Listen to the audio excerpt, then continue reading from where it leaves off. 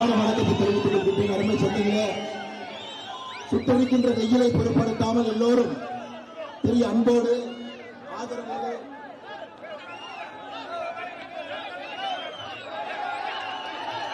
சுட்டடிக்கின்ற வெயிலை பொருட்காமல் பெரிய அன்போடு ஆதரவோடு வந்திருக்கின்றீர்கள். உங்கள் எல்லோருக்கும் மற்றும் உங்களை பாதத்தை தொட்டு வணங்கி இன்றைய தெரிவித்துக் எல்லாரும் கூட நமஸ்காரம் செலுத்திருக்காங்க. எல்லாரும் கூட கொண்ட சந்தேகத்தை பகுதியா அன்பு சொந்தங்களே, தமிழகம் முழுவதும் மாற்றத்திற்காக நம்முடைய சொந்தங்கள் நின்று கொண்டிருக்கின்றார்கள். மே 4க்கு பிறகு அரசியல் மாற்றம் தமிழகத்தில் வரணும். அருமையரன் எடப்பாடி பழனிசாமி அவர்கள் தமிழகத்தினுடைய முதலமைச்சராக வந்து அந்த நாற்காலில் அமரணும்.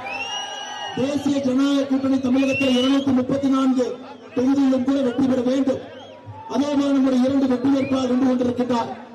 தலித் தொகுதியினுடைய பாரதிய ஜனதா கட்சியுடைய வெற்றி வேட்பாளர் டாக்டர் நாகேஷ் குமார் அவர்கள் நம்முடைய தாமரை சின்னத்தில், அதே போல நம்முடைய ஒசூர் தொகுதியில் நம்முடைய வெற்றி வேட்பாளர் அண்ணன் பாலகிருஷ்ண ரெட்டி அவர்கள் இரட்டை சின்னத்தில். அருமை சொந்தங்களை 2 வேட்பாளர்களும் கூட இந்த முறை உங்களுடைய ஆதரவெல்லாம் அளித்து இளைஞர்கள் பெரும் பட்டாளமாக இங்கே வந்திருக்கின்றனர். உங்கள் அன்பை எல்லாம் குறித்து ஒரு மாற்றத்திற்கு நீங்க இங்கே வழிவகுக்க வேண்டும். ஐயா, தலித் தொகுதியை பொறுத்தவரை எத்தனை ஆண்டு காலமாக மாற்றம் வேண்டும் வேண்டும் வேண்டும் என்று எதிர்பார்த்து காத்துக் கொண்டிருக்கின்றோம். 2006, 2011, 2021 சட்டமன்ற உறுப்பினராக கம்யூனிஸ்ட் கட்சியை சார்ந்த ராமச்சந்திரன் அவர்கள் தொடர்ந்து இருக்கிறார். அவரை பற்றி பல இடத்துல நம்ம பேசியிருக்கோம்.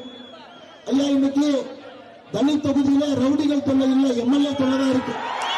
தலித் தொகுதியை பொறுத்தவரை ஒரு சட்டமன்ற உறுப்பினர் சட்டமன்ற வேட்பாளராக இருக்கக்கூடிய திரு ராமச்சந்திரன் அவர்களை பாருங்க. தமிழ்நாட்டில் எங்கேயுமே இல்லாத அளவுக்கு 2 கொலை வழக்கு, 4 கொலை முயற்சிக்கான வழக்கு, 2 murder case, 4 attempt murder case இருக்கக்கூடிய ஒரு வேட்பாளராக தலித் தொகுதியில ராமச்சந்திரன் இருக்கார். ஐயா, உண்மையை சொல்ல வேண்டும் என்றால் ராமச்சந்திரன் என்று சொல்வதை விட ரவுடி ராமச்சந்திரன் என்றுதான் சொல்லுவேன். அந்த அளவுக்கு பல பிரச்சனைகளை மக்களுக்கு ஏற்படுத்தி இருக்கின்றார். ஐயா, நான் சொல்லல, இதற்கு முன்பு கம்யூனிஸ்ட் கட்சியினுடைய கூட்டணியில் இருக்கக்கூடிய திராவிட விடுதலை கழகமே உங்களை பற்றி பேசியிருக்காங்க. இவர் எந்த அளவுக்கு கொலை செய்திருக்கின்றார்கள். 100 கோடி ரூபாய் கிரானைட் கொள்ளை வழக்கு இவர் மேல் நீதிமன்றத்தில் விசாரணையில் இருக்கு. 1996 நாகமங்கலத்தில் MC ராமன் கொலை செய்யப்பட்டார். அதில் தலி ராமச்சந்திரன் முக்கிய குற்றவாளியா இருக்கிறாரு. அந்த கொலையை நேரில் பார்த்த MC ராமனுடைய சகோதரன் சந்திரசேகர் அவரும் கூட பேருந்து நிலையத்தில் மக்கள் முன்பு வெட்டி படுகொலை செய்யப்பட்டார். அதிலும் குற்றவாளியாக இருக்கின்றார். அருமை சொந்தங்களே, நான் தொடர்ந்து கூட பேசலாம். ரியல் எஸ்டேட் தொழிலுக்காக இந்த பகுதியினுடைய விவசாய பெருமக்களுடைய சொத்தை எல்லாம் எழுதி வாங்கியிருக்கக்கூடிய ஒரு மனிதர் இந்த முறை ஒரு படித்த வேட்பாளர். 2021 நம்முடைய வெற்றி வேட்பாளராக நின்ற பொழுது கூட நிறைய அன்பை கொடுத்து கொஞ்சம் வாக்கு வித்தியாசத்துல உங்களுடைய அன்பு குறைவாக இருந்த காரணத்தினால கொஞ்சோண்டு அன்னைக்கு வெற்றி வாய்ப்பு இழந்துட்டார். இந்த முறை உங்களுடைய அன்பு மிக மிக அதிகமாக இருக்கிறது. நீங்க 2026 டெல்லியில ஒரு படித்த இளைஞர் டாக்டர் நாகேஷ் குமார் அவர்களை வெற்றி பெற செய்ய வேண்டும் என்று உறுதியோடு நீங்கள் எல்லாம் இங்கே காத்துக் கொண்டிருக்கின்றீர்கள். தாமரை இந்த முறை நீங்கள் தலித் தொகுதியில மலர வைக்க வேண்டும் என்று அன்போடு இந்த இடத்தில் கேட்டுக்கொள்கின்றேன். அண்ணன் அவர்களுக்கு அறிமுகமே தேவையில்லை. ஒசூர்ல பாலகிருஷ்ண ரெட்டி அண்ணன் இதற்கு முன்பு ஒசூர் தொகுதியில சட்டமன்ற உறுப்பினராக இருந்தவர். ஒசூர் மக்களுக்காக எத்தனையோ நன்மைகள் எல்லாம் செய்தவர். ஐயா, இந்த முறை மாற்றம் வர வேண்டும் என்றால், நம்முடைய மாவட்டத்தில் மாற்றம் வர வேண்டும் என்றால் 3 விஷயங்கள் தேவைப்படுகிறது. டெல்லியில பாரத பிரதமர் ஐயா நரேந்திர மோடி அவருடைய ஆட்சி, மாநிலத்தில் ஐயா எடப்பாடி பழனிசாமி அவர்கள் முதல்வர் நாற்காலியில மே 4க்கு பிறகு, அதே போல நம்முடைய தலித் தொகுதியில ஒசூர் தொகுதியில 2 வெற்றி வேட்பாளர்களும் கூட இங்கிருந்து செல்ல வேண்டும். இந்த 3 மனிதர்களும் ஒரே கோட்டில் இருக்கும் பொழுது மட்டும்தான் மாற்றம் நம்முடைய தொகுதிக்கு வரும். அருமை சொந்தங்களே, திமுகவினுடைய ஆட்சியை கடந்த 5 ஆண்டு காலமாக நாம் பார்த்துக் கொண்டிருக்கின்றோம். மக்களுக்கு எந்த விதமான பிரயோஜனமும் இல்லாத ஒரு ஆட்சி. இளைஞர்களுக்கு வேலை வாய்ப்பு கொண்டு வந்தாங்களா? இல்லை. சட்டமன்ற பாதுகாத்தாங்களா? இல்லை. 511 தேர்தல் வாக்குறுதி கொடுத்தாங்க, நிறைவேற்றாங்களா? இல்லை. 511 தேர்தல் வாக்குறுதியில முழுமையாக 70 வாக்குறுதியை கூட திராவிட முன்னேற்ற கழகம் நிறைவேற்றலைங்க. 70 கூட நிறைவேற்றல. ஐயா, போன தேர்தல் வாக்குறுதிக்கு இந்த தேர்தல் வாக்குறுதி பாத்தீங்கன்னா அப்படியே 77 தேர்தல் வாக்குறுதியை கட் காப்பி பேஸ்ட் பண்ணி 2021 இருந்த தூக்கி 26 தேர்தல் வாக்குறுதியில் அப்படியே ஒரு வார்த்தை மாறாம போட்டிருக்காங்க. நமக்கு திமுக வேண்டாம் என்பதிலே தெளிவாக இருக்கும். ஐயா, மாற்றுமொழி பேசக்கூடிய நண்பர்கள் இன்னைக்கு நம்முடைய பார்டர் தொகுதியில எங்கிருக்கக்கூடிய அன்பு சொந்தங்கள் நிறைய பேர் தெலுங்கு பேசுறது, நிறைய பேர் கன்னடம் பேசுறது, மாற்றுமொழி பேசக்கூடிய சொந்தங்கள் இந்த பார்டர் தொகுதிக்குள்ள நிறைய பேர் இருக்குது. உங்களுக்கு எல்லாம் திராவிட முன்னேற்ற கழகம் மரியாதை கொடுக்குதுன்னு நினைக்கிறீங்களா? திமுக ஆட்சியில வேறு மொழி பேசக்கூடிய சகோதர சகோதரிகளுக்கு மரியாதை வந்திருக்கா? இல்லை. இதெல்லாம் மாற வேண்டும் என்றால் திராவிட முன்னேற்ற கழகத்தை ஆட்சியிலிருந்து எடுக்க வேண்டிய கட்டாயம் நமக்கு இருக்கிறது. அருமை சொந்தங்களே, இது மட்டும் இல்லைங்க, இன்னொன்றையும் புரிந்து கொள்ள வேண்டும். 2 நாட்களுக்கு முன்பு பாராளுமன்றத்தில் பாரத பிரதமர் நரேந்திர மோடி அவர்கள் நம்முடைய தாய்மார்களுக்கு குரல் கொடுப்பதற்காக ஒரு மசோதாவை கொண்டு வந்தார். 131வது அரசியலமைப்பு திருத்த சட்ட மசோதா. அது நேற்று பாராளுமன்றத்தில் திட்டமிட்டு காங்கிரஸ் கட்சி, திராவிட முன்னேற்ற கழகம் திட்டமிட்டு, கம்யூனிஸ்ட் கட்சி திட்டமிட்டு அந்த மசோதாவை தோற்கடித்திருக்கின்றார்கள். 298 பேர் மசோதாவுக்கு ஆதரவாக, 230 பேர் மசோதாவுக்கு எதிராக வாக்களித்து 3/2 பங்கு பெரும்பான்மை நமக்கு கிடைக்காத காரணத்தினால அது தோற்கடிக்கப்பட்டிருக்கிறது. ஐயா, இந்த மசோதா கொண்டு வந்த தப்பு நினைக்கிறீங்களா? இந்த மசோதாவால் தமிழ்நாட்டுக்கு அநியாயம் நடந்து நினைக்கிறீங்களா? இல்லை. 39 பாராளுமன்ற உறுப்பினர்கள் இருந்து 59 தமிழகத்தில் பாராளுமன்ற உறுப்பினர்கள் உயர்த்தப்பட்டது. தென்னிந்தியாவுடைய கர்நாடகா எடுத்துக்கிட்டீங்கன்னா 28 42 50% உயர்வு, கேரளா 20 30 50% உயர்வு, தெலுங்கானா 17 26 50% உயர்வு, ஆந்திரா 25 38 50% உயர்வு. ஐயா, எல்லா மாநிலத்தையும் 50% உயர்த்தி தென்னிந்தியா, தமிழ்நாடு, கேரளா, கர்நாடகா, ஆந்திரா, தெலுங்கானா 5 மாநிலங்கள் நம்முடைய தென்னிந்தியாவில் இருக்கு. இன்னைக்கு நமக்கு 129 எம்பி இருக்கிறோம். 543 23.7%. இதை உயர்த்திய பிறகு நமக்கு 195 எம்பி இருக்கும். 23.8%. விகிதாச்சார அடிப்படையில் தென்னிந்தியாவுடைய உரிமையை மோடி அவர்கள் விட்டுக் கொடுக்கல. விகிதாச்சார அடிப்படையில் தமிழகத்தினுடைய உரிமையை மோடி அவர்கள் விட்டுக் கொடுக்கல. 50% உயர்த்தியும் கூட திராவிட முன்னேற்ற கழகம், கம்யூனிஸ்ட் கட்சி, காங்கிரஸ் எல்லாம் ஒன்றாக சேர்ந்து பாராளுமன்றத்தில் இந்த மசோதாவை தோற்கடித்திருக்கிறார்கள். அதனால் சகோதர சகோதரிகளே, எப்படி உங்களுக்கு எதிராக திமுக, கம்யூனிஸ்ட் ஓட்டு போட்டாங்களோ 23ஆம் தேதி ஏப்ரல் நீங்க இவர்களுக்கு எதிராக வாக்களிக்க வேண்டும் என்று தமிழகத்தில் கேட்டுக்கொள்கிறேன். மோடி அவர்களை பற்றி உங்களுக்கு தெரியும், சொல்லிவிட்டார் அதை செய்வார். எப்படியாவது இந்த மசோதாவை பாராளுமன்றத்தில் வருகின்ற காலத்தில் கொண்டு வரத்தான் போறாரு. நம்முடைய தாய்மார்களுக்கு, சகோதரிகளுக்கு 33% இடஒதுக்கீடு பாராளுமன்றத்தில் நம்ம கொடுக்கத்தான் போறோம். ஆனா இன்னைக்கு நம்ம எதிர்த்து வாக்களித்தவர்களுக்கு நீங்க 23ஆம் தேதி அவர்கள் இணைத்து வாக்களிக்க வேண்டும் என்று அன்போடு கேட்டுக்கொள்கின்றேன். ஐயா, கடைசியாக தொகுதி முறைவரை கடைசி எப்ப நடந்துச்சுங்க ஐயா? இன்னைக்கு 1973 நடந்துச்சுங்க. இன்னைக்கு ஒரு தொகுதி எம்பி 25 லட்சம் பேர் இருக்காங்க. 25 லட்சம் வாக்காளர்களுக்கு ஒரு எம்பி. யாருமே எம்பியை பார்க்க முடியாதுங்க. அவங்க எல்லாம் பேப்பர்ல மட்டுமே எம்பி ரிப்பன் கட் பண்றதை பார்க்க முடியும். எம்எல்ஏக்களுக்கு கூட 2 லட்சம் பேர் இருக்காங்க. 2 லட்சம் பேருக்கு ஒரு எம்எல்ஏ. இன்னைக்கு மோடி ஐயாவுடைய திட்டத்தின்படி 543 816 உயர்த்தி இருந்தால் 12 லட்சம் பேருக்கு ஒரு எம்பி கிடைச்சிருப்பான். அதையும் கெடுத்து, அதையும் நாசப்படுத்தி சகோதரர்களுடைய குரலை பாராளுமன்றத்தில் எழுந்து விடாமல் தடுத்த திராவிட முன்னேற்ற கழகத்துக்கோ, கம்யூனிஸ்டுக்கோ, தாய்மார்களே, சகோதரிகளே, ஒரு வாக்கை கூட நீங்கள் அளிக்கக்கூடாது என்று அன்போடு கேட்டுக்கொள்கிறேன். அருமை சொன்னீங்களே, இவ்வளவு வெயில் பாருங்க. இந்த கூட்டம் சாயங்காலம் நடக்கல, இந்த கூட்டம் மத்தியானம் 1 மணிக்கு நடந்துகிட்டு இருக்கு. எவ்வளவு வெயில் 1 மணிக்கு. நீங்கள் எல்லாருமே வேட்பாளர்கள் வெயில நிக்கலாம். ஏன்னா வேட்பாளர்களுக்கு வேலை செய்வதற்காக சேவகனாக இருக்கிறார். ஆனா இன்னைக்கு தான் முதலாக இந்த சட்டமன்ற தொகுதியில பார்க்கிற மக்கள் வெயில நின்று கொண்டிருக்கிறார். மக்கள் வெயிலுக்காக இந்த மாடியின் மீது, இந்த பக்க மாடியின் மீது எத்தனை நம்முடைய அன்பு சிந்தங்கள் இருக்கிறாங்க. எதுக்குமையா ஒரு நம்பிக்கையோடு வந்திருக்கிறீங்க. மாற்றம் வேண்டும் என்கிற நம்பிக்கையோடு வந்திருக்கிறேன். தமிழகத்தில் இப்ப மாற்றம் இல்லை என்றால் எப்பொழுதும் மாற்றம் இல்லை என்கின்ற ஒற்றை நம்பிக்கையில் வந்திருக்கிறேன். சின்ன குழந்தைகள் வந்திருக்கிறாங்க, சகோதரர்கள் வந்திருக்கிறாங்க, தாய்மார்கள் வந்திருக்கிறாங்க. ஐயா, இந்த முறை இந்த வாய்ப்பை கைது செய்து நீங்கள் விட்டுவிடக்கூடாது. திராவிட முன்னேற்ற கழகத்தினுடைய ஆட்சியை தமிழக மண்ணிலிருந்து வேறோடு மண்ணோடு சாய்க்க வேண்டிய நேரம் இது. பேசுவது வேறு, செய்வது வேறு. கடந்த 5 ஆண்டு காலமாக பெண்களுக்கு எதிரான நடந்திருக்கக்கூடிய கொலை குற்றங்களை மட்டும் பாருங்க. 2080 கற்பழிப்புங்க ஐயா. 2080 1 2 2080 ரேப் கேஸ் ஐயா. படுகொலைகள் மட்டும் 8008. 18 வயதுக்கு இருக்கக்கூடிய குழந்தைகள் மீது நடத்தப்பட்ட வன்கொடுமை 39,900. ஒரு நாளைக்கு 28 குழந்தைகள் தமிழகத்தில் போக்சோ வழக்கு நாம் பதிவு செய்கின்றோம். உங்க குழந்தையா இருக்கலாம், என் குழந்தையா இருக்கலாம், பக்கத்து வீட்டு குழந்தையா இருக்கலாம், நம்ம உள்ளூர் குழந்தையா இருக்கலாம். ஒரு நாளைக்கு 28 குழந்தை மீது தமிழகத்தில் போக்சோ சட்டம் நாம் பயன்படுத்துகின்றோம். அருமை சொந்தங்களை, எத்தனை குழந்தைகள் நம்ம நம்பி வந்திருக்கின்றாங்க. அரசியல் கட்சி மேடைக்கு அவங்க அப்பா அம்மா அந்த குழந்தை எல்லாம் எவ்வளவு அருமையா கொண்டு வந்திருக்காங்க பாருங்க. பாப்பா அங்கே இருக்க அருமை சொந்தங்களை, இந்த குழந்தைகளுக்கெல்லாம் நாம் உத்தரவு கொடுக்க வேண்டிய கட்டாயம் இருக்கு. எல்லா குழந்தையும் பாதுகாக்க வேண்டிய பொறுப்பு அரசுக்கு இருக்கு. ஒரு அரசனுடைய முதல் வேலை என்பது பாதுகாப்பு, உயிர் பாதுகாப்பு, சொத்து பாதுகாப்பு. அதுக்கப்புறம் தாங்க வளர்ச்சி. ஸ்டாலின் அவர்களை பொறுத்தவரை, திராவிட முன்னேற்ற கழகத்தை பொறுத்தவரை சட்டம் ஒழுங்கு நாசப்படுத்தி அந்த நாற்காலியில் அமர்ந்திருக்கின்றார்கள். அவர்களுக்கு எதிரான வாக்காக இருக்கும். ஐயா எல்லா பையும் சொல்லுவாங்க 2026 தேர்தலை பொறுத்தவரை பிரச்சாரம் முடிவதற்கு இன்னும் 4 நாட்கள். 21ஆம் தேதி சாயந்தரம் 5 மணிக்கு நாம் பிரச்சாரத்தை முடிக்கணும் ஐயா. 18ஆம் தேதியில் இருக்கும். ஒரு நாள் கழித்து 23ஆம் தேதி காலையில் 7 மணிக்கு நீங்க ஓட்டு போட ஆரம்பிச்சிருவீங்க. அதுதான் நீங்க செலுத்தக்கூடிய வாக்கு என்பது அடுத்த 5 வருஷ காலம் உங்க தலைமுறையை தீர்மானிக்க போற வாக்கு. மேலே மோடி அவர்கள் திட்டத்தை கொடுக்க வேண்டும் என்று நினைக்கின்றார். நம்முடைய ஒரு மாவட்டத்திற்கு மட்டுமே மோடி அவர்கள் எவ்வளவு கொடுத்திருக்காங்க பாருங்க. ஆனா இந்த வீணா போன திராவிட முன்னேற்ற கழகத்தினுடைய தலைவர்கள் சொல்வதெல்லாம் போய். ஐயா, மத்திய அரசுடைய உற்பத்தி சார்ந்த ஊக்கத்தொகை திட்டம், PLI திட்டம், அது மோடியை கொண்டு வந்த காரணத்தினால தமிழகத்தில் ஒரு மாவட்டம் மிக அதிகப்படியாக பயனடைந்திருக்குன்னா நம்முடைய கிருஷ்ணகிரி, ஒசூர் மாவட்டம் அதிகப்படியாக பயனடைந்திருக்கு.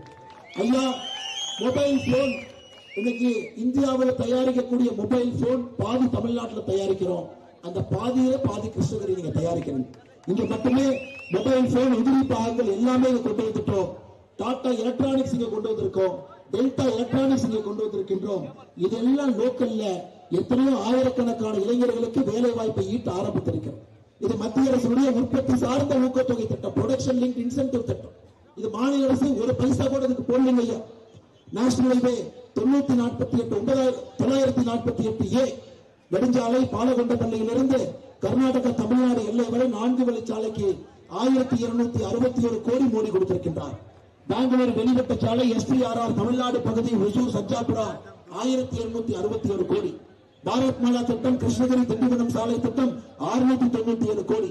திருப்பத்தூர் ஒசூர் புதிய ரயில் பாதை 109 கிலோமீட்டருக்கு 4000 கோடி ரூபாய்க்கு DPR நம்முடைய மோடி அவர்கள் அப்ரூவ் செய்திருக்கிறாங்க ஐயா.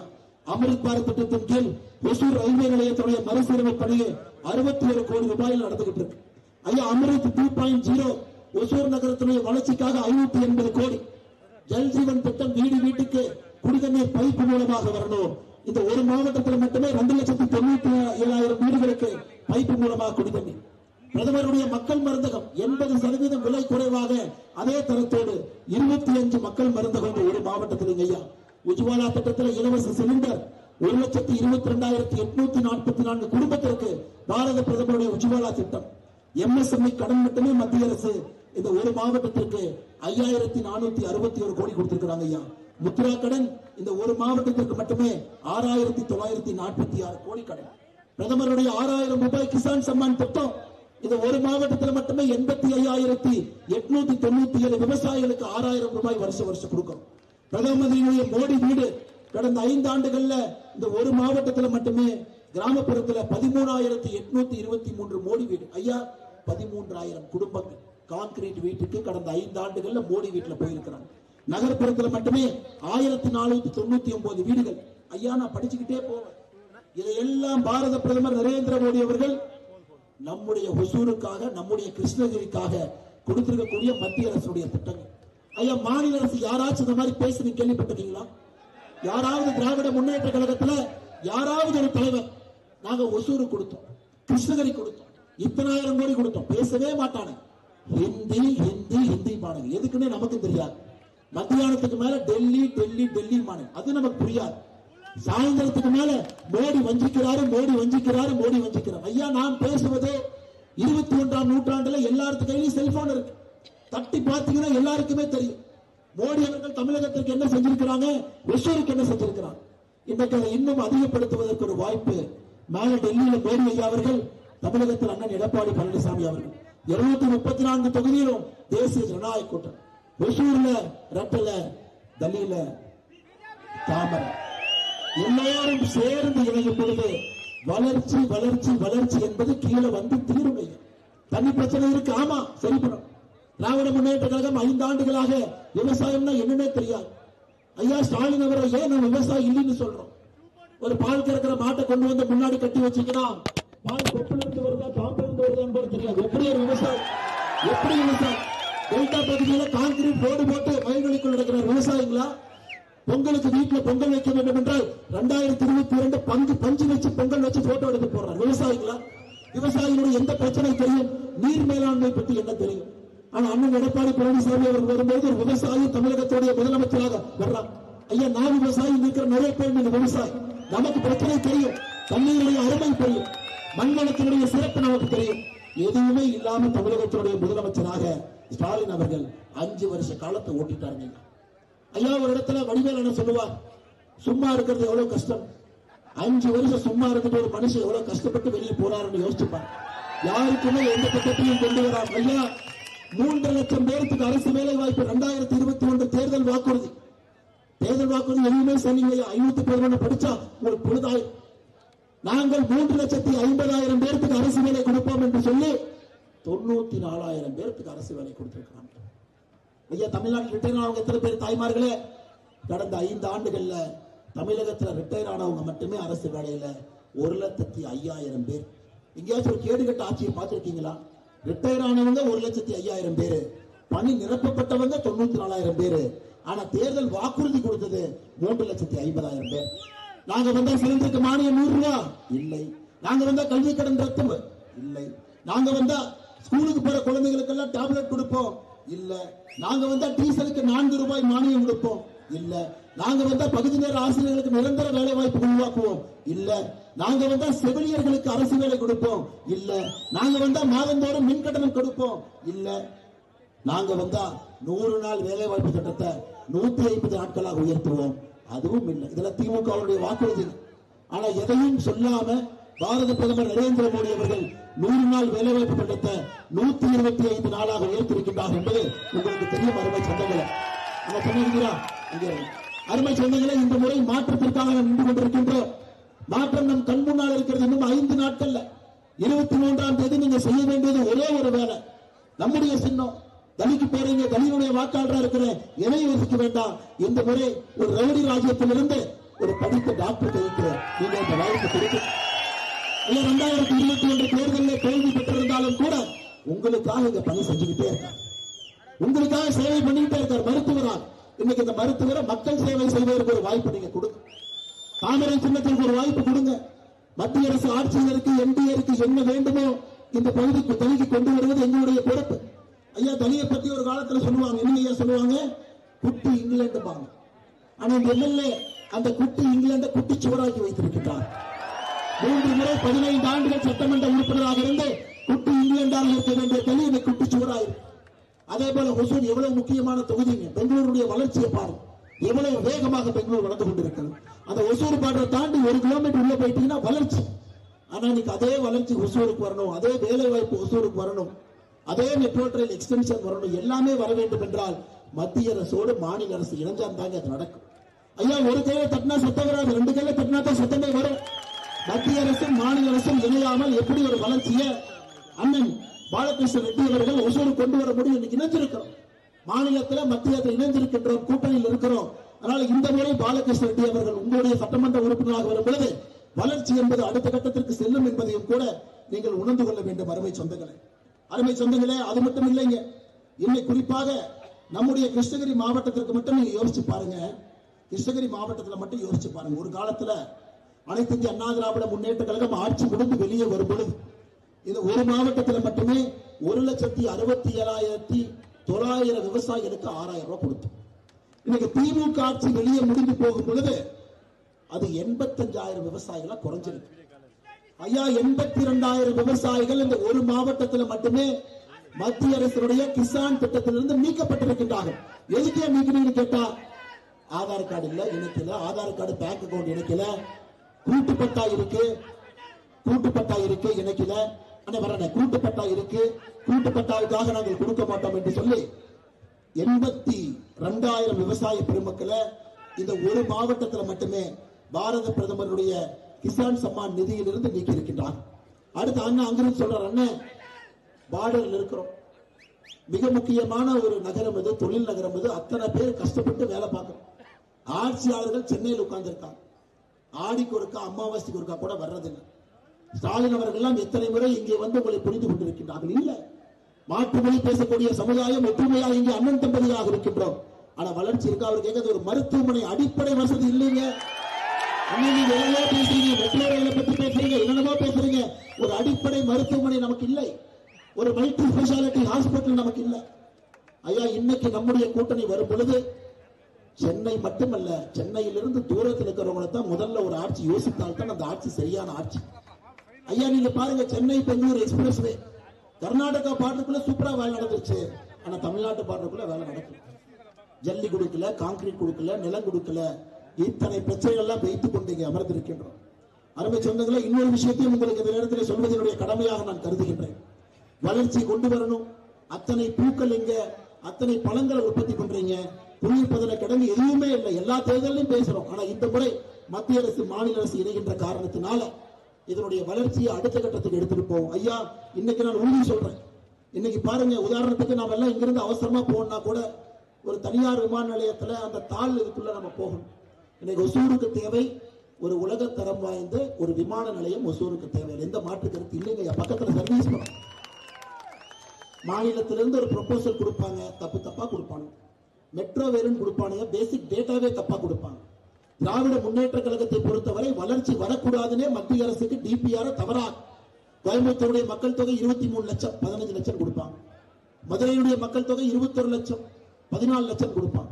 அதனால் நாங்கள் எல்லா இடத்திலும் கூட உறுதி கொடுத்துக் கொண்டு வருகின்றோம். கோயம்புத்தூர் மதுரைக்கு மெட்ரோக்காக துணை இருப்போம். ஒசூரை பொறுத்தவரை நம்முடைய சட்டமன்ற உறுப்பினர்கள் இங்கே வரட்டும்.